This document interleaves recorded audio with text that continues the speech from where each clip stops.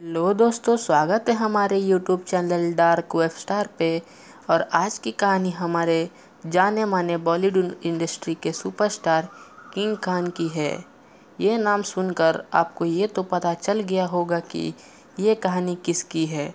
चलिए बिना देर करते हुए अपने हेडफोन लगाए और कहानी का मज़ा ले।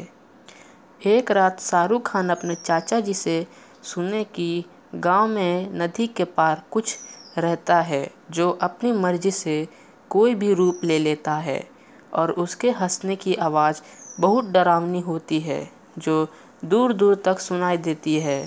उसका असली रूप जिसने देखा उसमें से कुछ तो मर गए और बचे हुए उसका भयानक रूप के बारे में किसी को नहीं बताते हैं।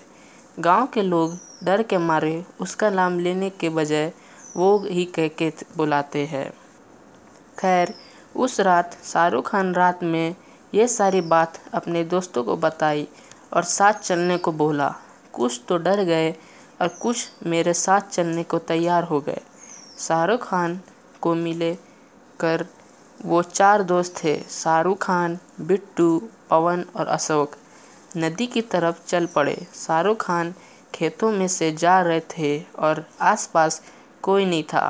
फिर वो लोग नदी के ऊपर बने पुल से नदी पार करके बंजर जगह पर पहुंच गए जहां बहुत से अनेक के पौधे थे जिसका ऊपर आम जैसा फल लगे होते जिसके अंदर रुई जैसा कुछ होता है। हमें बाद में पता चला कि रात को उस पर थूकने से वो पीछा पड़ जाता है।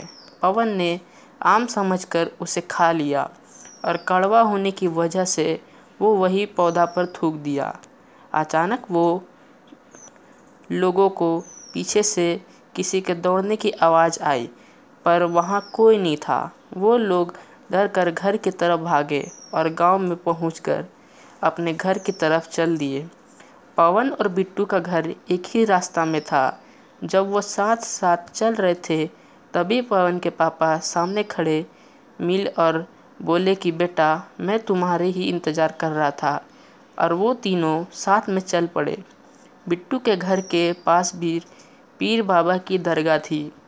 बिट्टू के पापा ने वहाँ पहुँचने से पहले ही पवन से बोला कि बेटा, आज हम दूसरे रास्ते से चलते हैं।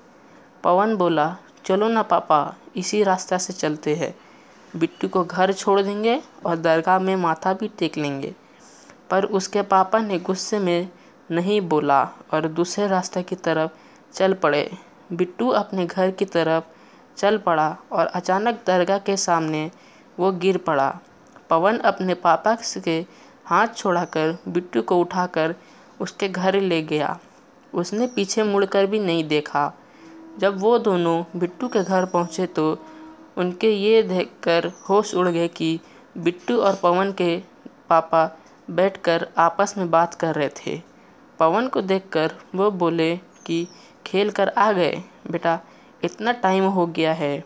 पवन घबरा कर बाहर की तरफ दौड़ा और उसे दूर दूर तक कोई नज़र नहीं आया।